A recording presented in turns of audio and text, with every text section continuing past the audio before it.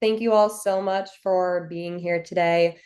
Really excited to be joined by, of course, our lovely CEO, Ali, and our wonderful new VP of AI, Andrew. Hmm. So to get Thank right into it, we're excited to have this conversation and have all of you be joining us today. And so Andrew, would love to start with a little bit more on your background as you recently joined us. So before we get into the more technical discussion, would love if you could share a little bit more about your background, what you were working on previously, and the journey that ultimately brought you to us here at Micro One. Sure. Yeah, I've worked on deep learning for, I guess, quite a while now. So I started a PhD doing deep learning back in 2009, working with Andrew Ng at Stanford. And those were days when we hadn't yet convinced the broader machine learning, computer vision, speech recognition, NLP communities that deep learning methods were, even worth taking seriously in some cases, because none of the state of the art results were there. And so I was very lucky in that the timing of my PhD kind of coincides with uncovering some of these things we now kind of take for granted and have really honed over the years, which is that deep learning models are capable of absorbing larger and larger data sets. And they can do that in a way that enables them to really learn like pretty complicated stuff. And after my PhD, I actually started a company that was doing complicated data creation for healthcare annotations. This was before LLMs, but with the idea that a lot of what limits our ability to apply machine learning systems out in the real world is the real world actually has a lot of sort of like contextual, very specific, domain specific knowledge that matters or domain specific things we want to predict. It's not just give me an image classifier for cats and dogs and I'm happy, right? And so the trend has been, seeing models get more powerful, and then seeing some of these data creation, data quality tasks getting more complicated. So that startup, we actually were acquired by a large clinical research organization. So we sped up by a factor of maybe 2 to 5x. A lot of human experts who have healthcare and biomedical expertise who were scanning through drug safety reports, for example. Um, and my career, I then got back into sort of large scale deep learning. I worked at Apple building the data labeling sort of engine for a lot of their self driving or autonomy related research a few years back. Um, and as things like ChatGPT and LLMs and the potential for enterprise agents became so exciting, I actually left Apple and started a company called Pointable. We enabled enterprises to develop some very specialized RAG chatbots, so pairing retrieval systems with LLMs in order to have product information, public chatbots that are very, say, faithful to a company's very particular information. That company didn't last too long. We existed for about 18 months. We were actually acquired by Apple to help with some of the Siri and speech technology efforts. And so that's what I had been doing most recently. But Ali and I met in the context of teaching a Stanford course, actually. So I had been keeping in touch with Micro One as Ali sort of built from this really interesting sort of Zara recruiter into now a whole wide range of enabling experts and domain expertise to inject into some of these very prominent AI models that are out there, because it's clear to me, having worked on all these different things, that there's a whole kind of new generation of data challenging and annotation challenges that are coming up. And because our models and LLM reasoning systems are now so much more capable, we have a new class of problems around how do I generate high quality data and what does it even mean to be high quality data and feedback. And so that's my kind of meandering path, career wise. But I've stayed really focused in a bunch of different ways, both academically and in industry, mostly on the startup side, on these issues of, deep learning systems really work when we have amazing data and amazing enabling platforms. And getting that to work in enterprise often ends up being limited by getting domain experts to sort of work well with the process of creating machine learning models. And Micro One, in a bunch of ways that are fascinating to me personally, is engaged in these types of challenges for the new generation of models. We can now get a lot more sort of value out of human expertise, and so that's what sort of led me to Micro One all along. Yeah. Great. Thank you so much for that. And to flip the table, Ali, from your perspective as our founder, what stood out to you when you first met Andrew, and started talking to him and ultimately talking with him about joining our team?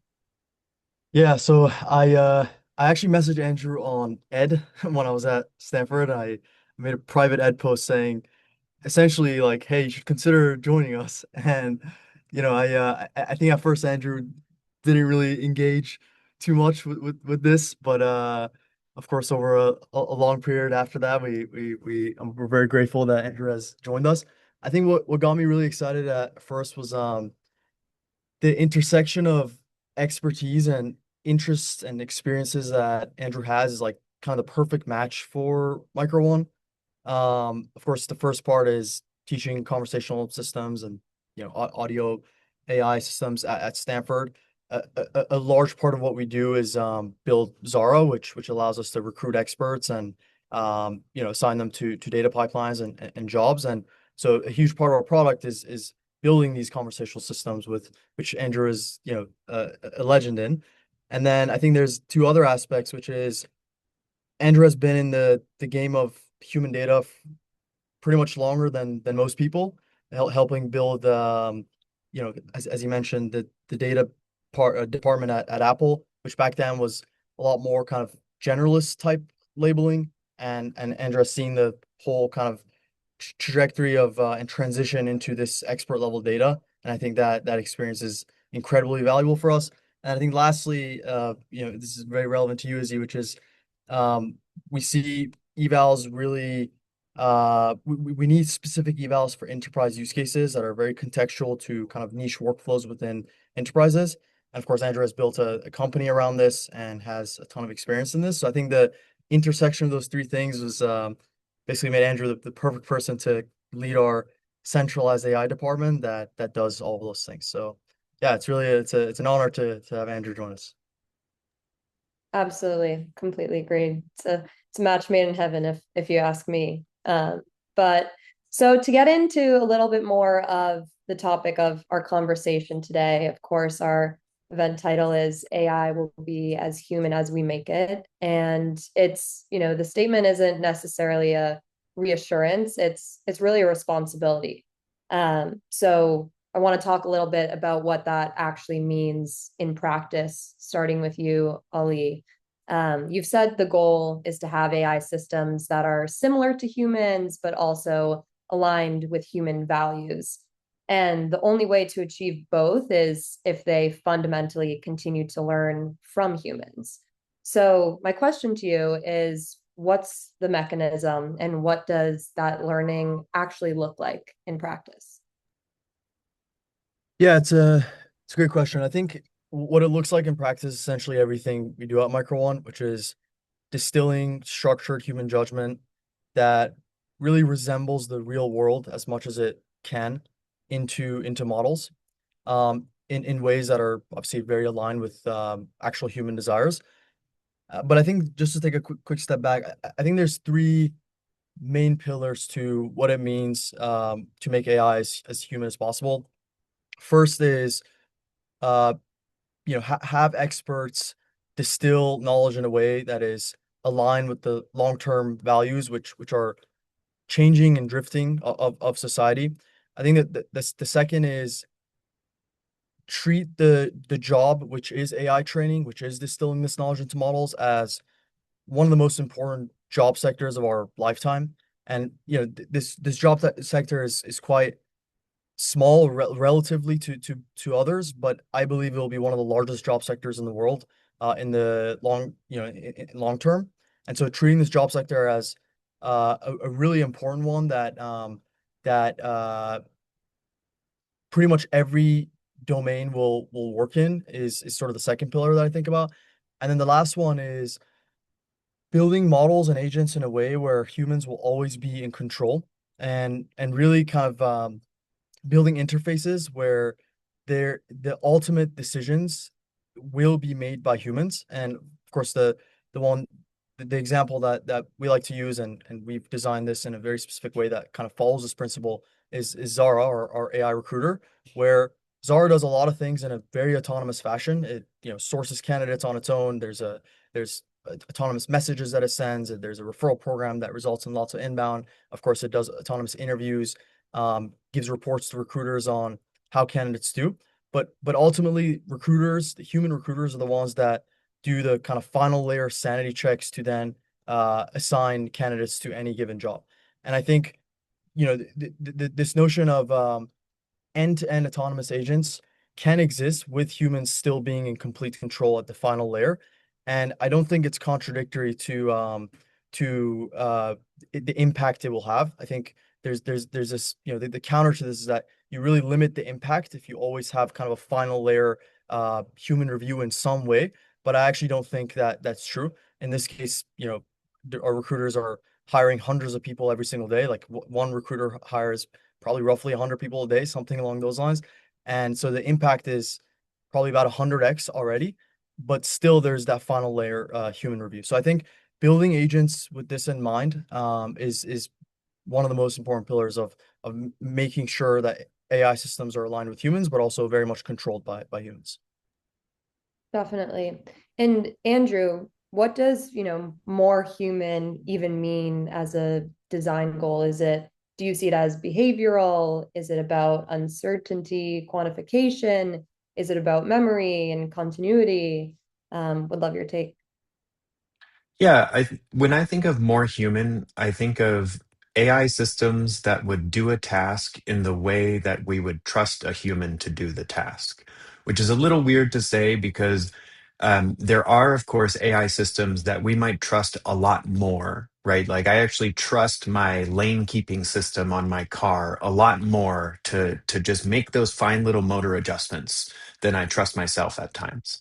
Um, but in a lot of agentic workflows and with LLMs, we experience this information back from them, or we're sort of entrusting them to make multiple hops of reasoning. And there we get into these very non-human things where we might say like, well, it didn't consider, the social impact of, spamming 1,000 people as a marketing strategy. And so it proposed that, right? And so that's where we say like it's not human enough, right? Or of course a lot of things with sort of safety and guardrails. This is not responding to me in the way that a thoughtful human conversation partner would.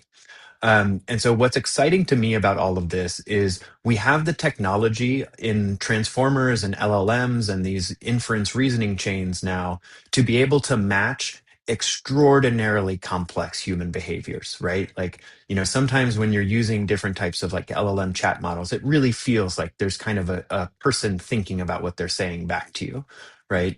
And so we can capture a lot of really expressive behavior. And so, to me, what it means to be more human is to figure out as an industry, how do we build this kind of machinery so that we can take the good parts of human expertise and get feedback and human evaluations of how these systems are thinking, um, in order to match what we want them to do, right?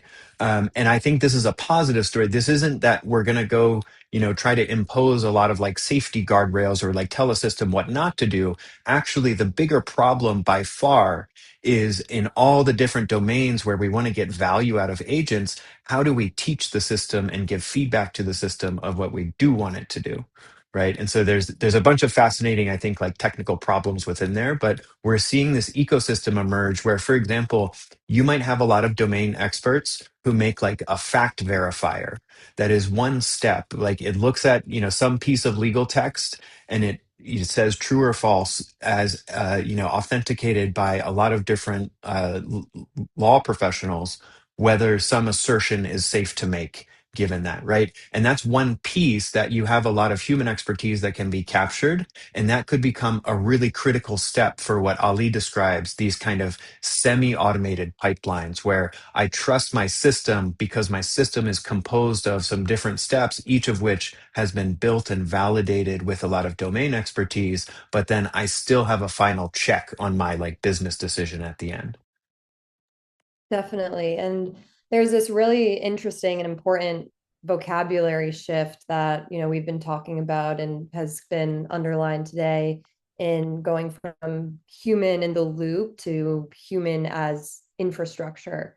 So Ali, could you just talk a little bit more and unpack what actually changes when we think about and make this conceptual move?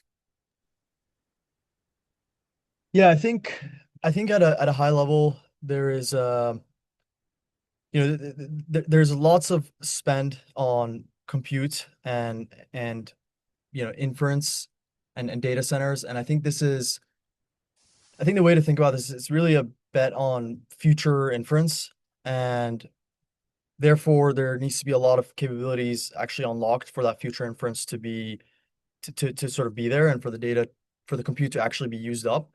And I think the to make that happen, there needs to be lots of environments where models are being trained on with human structured judgment. So we're moving on from this notion of human in the loop, kind of RLHF feedback, where responses are given and it's sort of reactive, or humans across different domains are giving feedback and in a sort of a preference labeling structure, to a lot more real world environments that resemble long trajectory tasks for models to kind of replicate. So when we say, human intelligence infrastructure, what we mean is building these real world environments that are not only resembling kind of question and answer pairs, or this sort of reactive feedback by humans, but more so really distilling the entire workflow of an end-to-end project. So like one example is if you think about, a law firm, when they deliver something to their end customer, it's often some notion of maybe a contract is redlined, and then there's maybe some memo that comes with that redlining and a few other artifacts. To get to that complete state of that task, there's there isn't a lawyer going in there and kind of preference choosing a few things to then get to that ultimate outcome. It's more so a very complex trajectory of associates in that firm that are helping with some of the redlinings. Maybe there's outside counsel that comes in and gives up some opinion on some niche part of the memo. Maybe there's a financial expert that helps out with some maybe valuation or something within the memo. There's like a bunch of different judgments that are put together to then ultimately result in that deliverable that is economically valuable. And I think the way we get models to do similar things is by replicating those real world environments versus being kind of reactive in this RLHF sense. So our goal is to really build towards that future of sort of human data, which is each data point is these long trajectory projects, which do require multi-expert judgment versus like one kind of simpler data point that's created. I think that is simply the only way that models will be able to actually do these long trajectory tasks, which make them a lot more useful than they are now. Absolutely. And an important, underline there too, in a lot of the enterprise conversations that we've been having is that if this human judgment is the infrastructure, then it needs to be reliable, scalable, and quality controlled. So Andrew, how do you view then actually building this? What does quality control look like for human expertise at, the scale at which Micro One operates? Yeah, obviously, quality control gets harder to sort of quantify and measure and even be consistent about the more complex the task, right? If we imagine, really simple human judgments, back in the day for machine learning is like, is this picture a dog or a cat, right? I trust a lot of humans. Although it turns out that even in ImageNet, where you wanted to do this like hierarchy of visual categories, they had crowd workers, so not especially trained people on like animals, and people actually confused different like subspecies of I think it was like cats or something. So it was like some species of cat was entirely mislabeled in its image data set, and that was, that was caught later, and I think it's long since been fixed. Um, but you can imagine when we have, tax accountants trying to give feedback on a multi-step workflow of an agentic system that's maybe using multiple tools, that's looking up in subsystems. Um, Even agreement between two professionals who do that might be quite low. If we frame the problem as a very simple, do you and I agree on like the exact same way that we go about writing an essay? Or we're seeing this now in all of the agentic coding workflows, right? What you find is that these tools are really powerful, but they're not 100% closed systems. And so in coding agents, we have the domain expert software engineer who's sitting there and kind of working with the system, maybe not giving it feedback for training, but basically figuring out how to compose the multiple steps, right?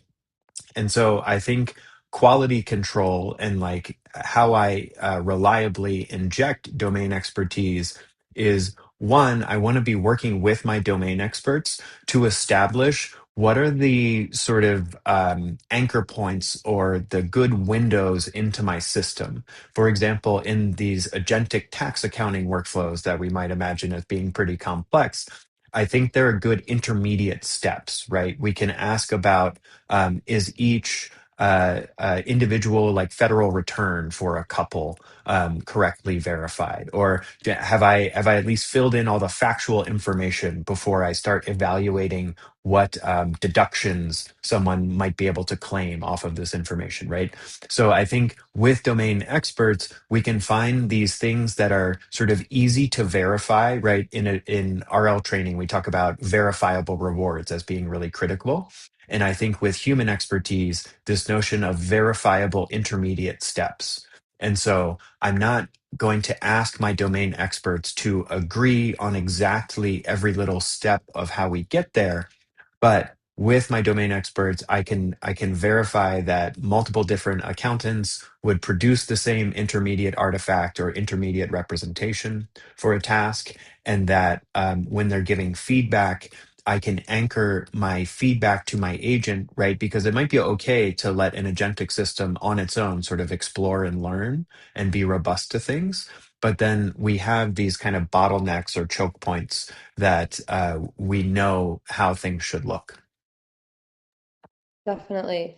And on that note, what do you think and when it comes to human input, where do you think the most difficult parts of human input that are really hard to replicate lay? Is it, domain expertise? Is it contextual judgment?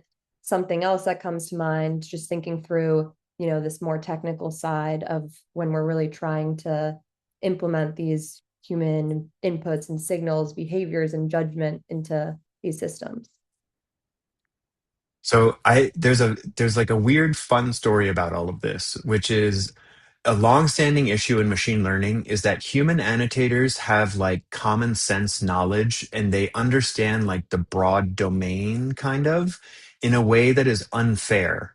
So if you think about like looking at a little sample of like 10 by 10 pixels, it turns out it's very hard to tell what an image category is. But because humans are specially tuned to that, and because maybe you've seen a lot of things like that, you might semantically infer like, oh, this is like very pixelated, but this is a cat, right?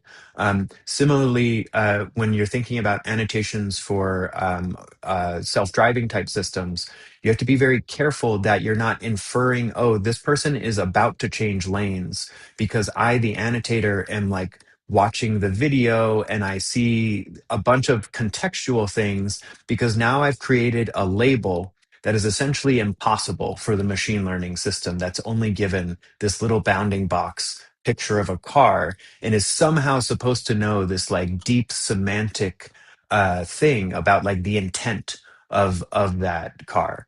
Now, what's exciting about all of this is with modern AI systems, we're just really leaning into this. We're just saying like, let's try it because we're kind of assuming the opposite now. We're assuming that our LLM systems and our agentic things can have so much reasonable sort of like context and common sense knowledge sort of baked into them that we're putting them up to tasks that are unfair. It's like you should know that this is a happy description of a scene versus a more somber mood, right? Because it's sort of inferred in different ways. And so I think that that's quite exciting, but this is also a huge challenge because we don't know where the boundaries are, right? Because in many cases, it can be why this was such an issue for so many years in machine learning is it's really dangerous and unpredictable to ask my machine learning system to make predictions about like something that it doesn't have input information related to. And so now, like, we're getting away with that, and it's really compelling when we are just sort of drawing on the sort of like shared semantics in our like agentic sort of multi-step stack or what we're asking LLM to predict. But we can run into problems here. And so I think that this, again, for domain experts that are like working and training these systems, this is something that I think they benefit from being aware of is like we're asking the system maybe to infer too far because it doesn't have accurate context. And we need to think about getting the right input information into this like, module or this type of call to an LLM. Yeah, and I think just one quick point to add to that, I think a really good example of exactly what Andrew just said is context specific evals within enterprise workflows.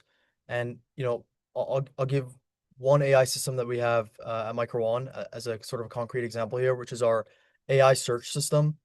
Our AI search system is uh very much different than others because the human experts that use it, which are our recruiters, they're using it for a workflow that doesn't really exist in typical recruitment workflows outside of our enterprise context, which is when they search for finance experts or doctors or lawyers, whatever it is, the expectation is not to pick one or two people for some usual hiring mechanisms, but instead to pick like 150 for within like 3 days, right?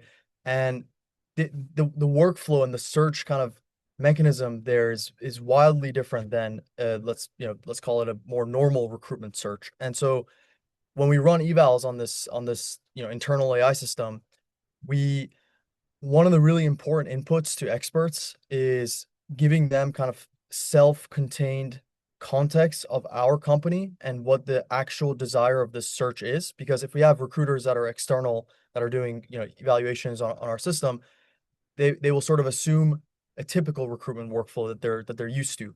But in our context, again, is more of a high volume workflow as well as a very diverse set of experts that are being hired, which is very unique to the business that we're in. And so this idea of making kind of instruction guidelines that are very self-contained that explain the business context deeply and having human data managers and other folks that are really making sure experts are understanding those before they actually start the evaluations is a very important and nuanced kind of input to have. Even if you're an expert in any domain, you need to kind of change the framing and the lens that you're looking at the given problem based on the enterprise context. So I think this is sort of one example of contextual evals, and there's thousands of other examples, which is why it makes it very difficult for models to perform, even if a model is really good at semantic search or kind of finding the relevant profile matches. In our context, it needs to be still altered quite heavily for it to work well. Absolutely.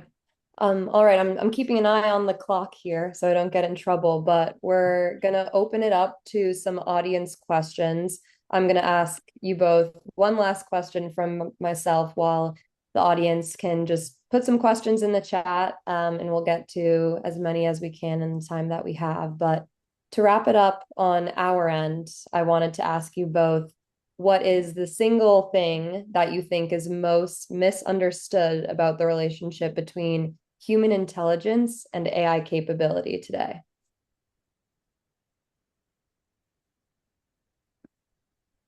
Andrew, you want to go first?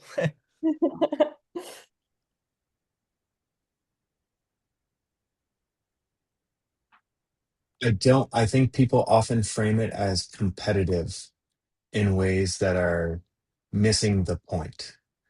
I think all of us are already superhuman compared to humans of 100 years ago in walking around with our smartphones. And we can be creative and build on a lot of these technologies that we're starting to figure out how to tinker with. And I'm not at all worried about being replaced by AI or having bright, ambitious people with ideas replaced by AI, because I think they'll just be doing way cooler stuff and like more productive. Um, Yeah, I agree with that. I think this notion that AI will replace humans is a I think a huge misconception no matter how good AI gets. I think in every domain, which I've said too many times, humans will simply operate agents and their job will just become more fun, as we've seen already in a lot of different use cases.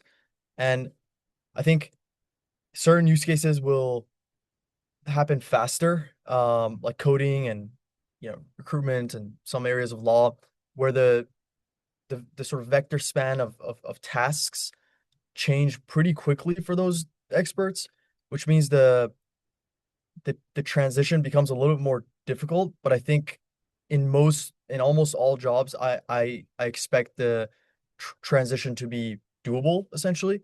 And once the transition kind of iteratively happens, and it's not this like binary transition to operating agents, but this like very iterative one, the jobs of humans will just get more fun over time.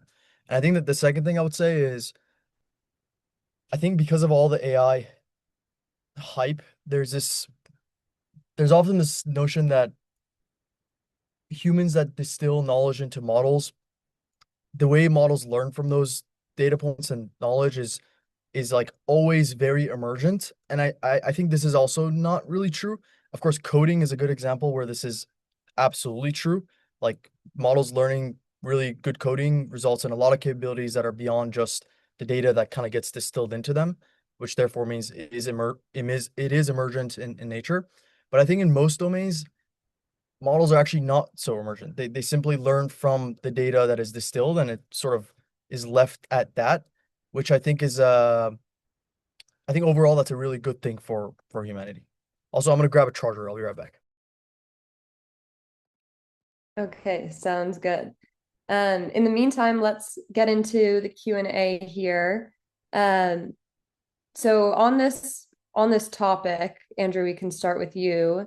Do you think AI training as a job will offer some kind of stability in the future, or is it always going to be, you know, as volatile as the contracts people receive? So we train AI to do our job, meanwhile we, maybe avoid more stable jobs.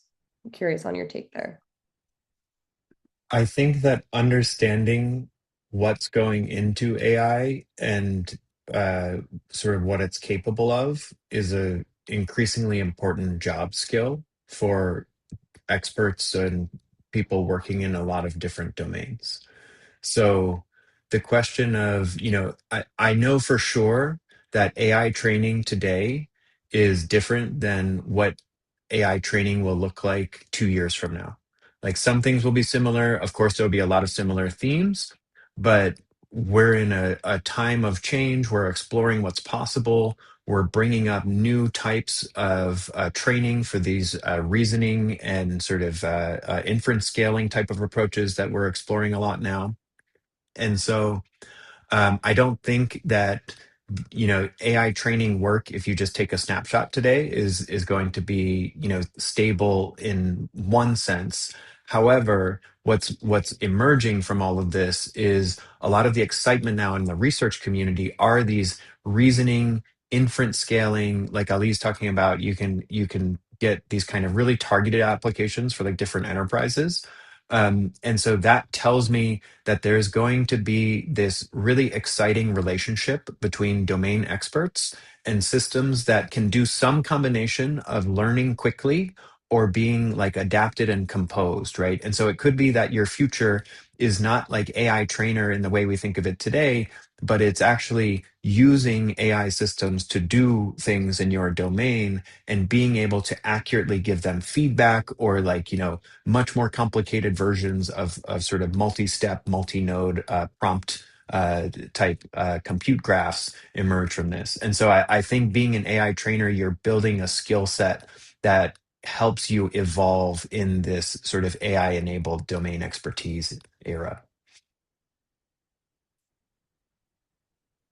I've seen this Absolutely. happen over the last 5 years. I've seen people, for example, transition from healthcare expertise to healthcare data labeling expertise to actually like building full machine learning systems because they know the data side well in healthcare, right? And so I know that people in the world are doing this already. It's just now we have the opportunity to do it in this really bunch of new and interesting ways. Definitely. Awesome. Another question that came in is which human skills will become more valuable in an AI-driven future, and what skills might become less important? This might be one for some hot takes. Ali, do you I, have any off the top of your head? yeah, Yeah. I think the way I would think about this is like if I were to go back to university, what would I study? I think maybe is a good way to answer this. And I think what I would study is basically just math and physics. And the reason for it is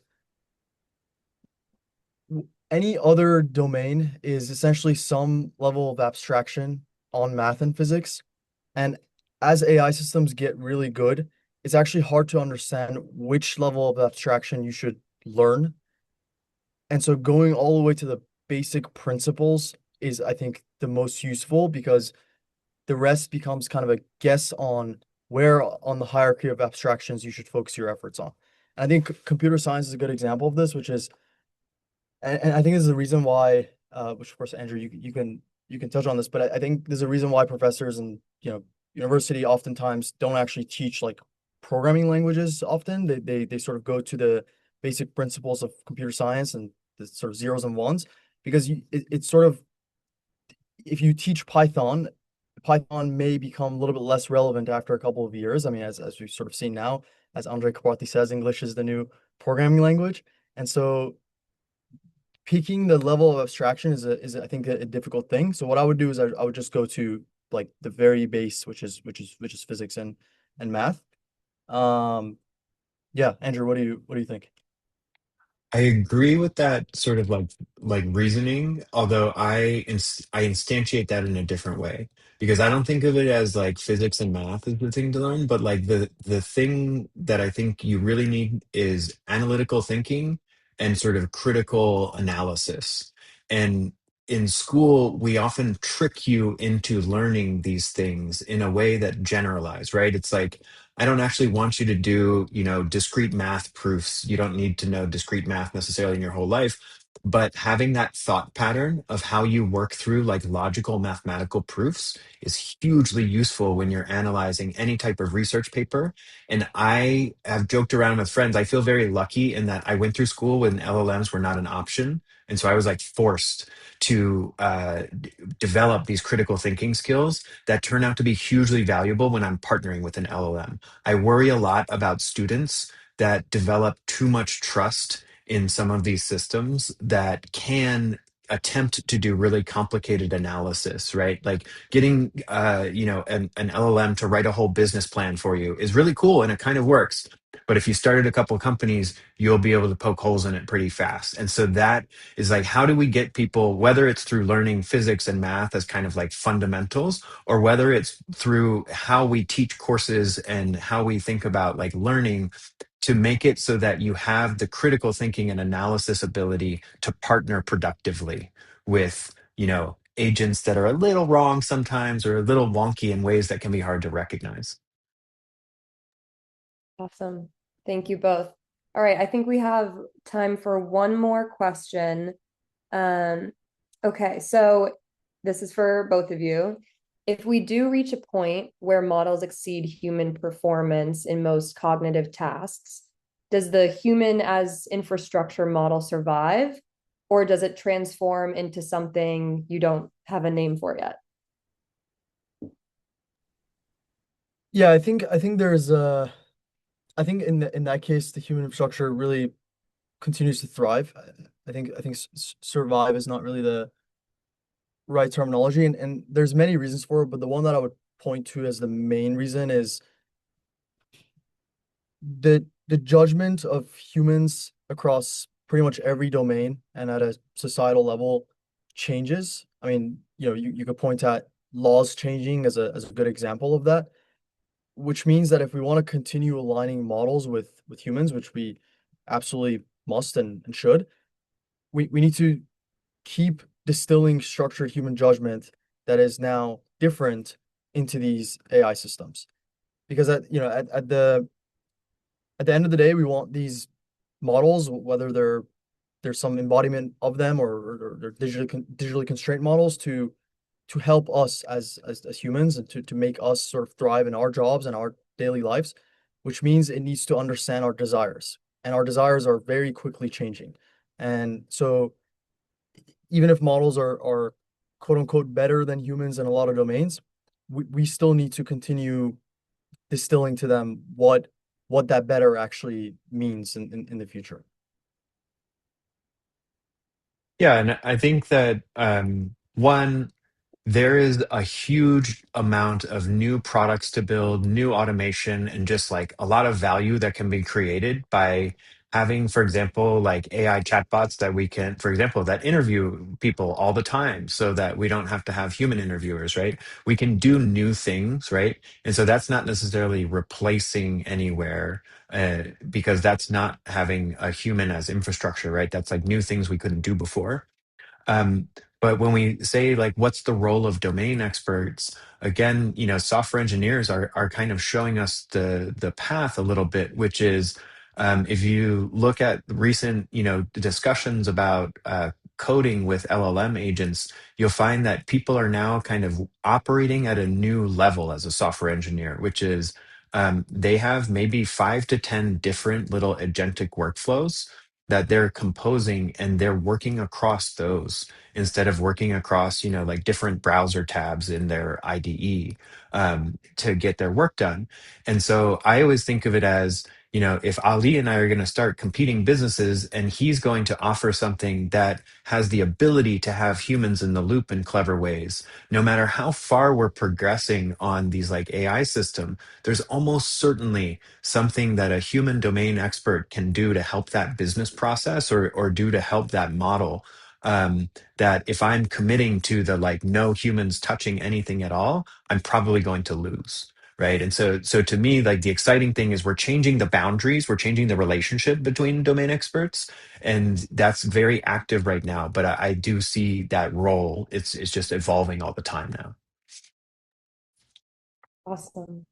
Great. Well, thank you to everybody who joined us today, and big thank you especially to Ali and Andrew.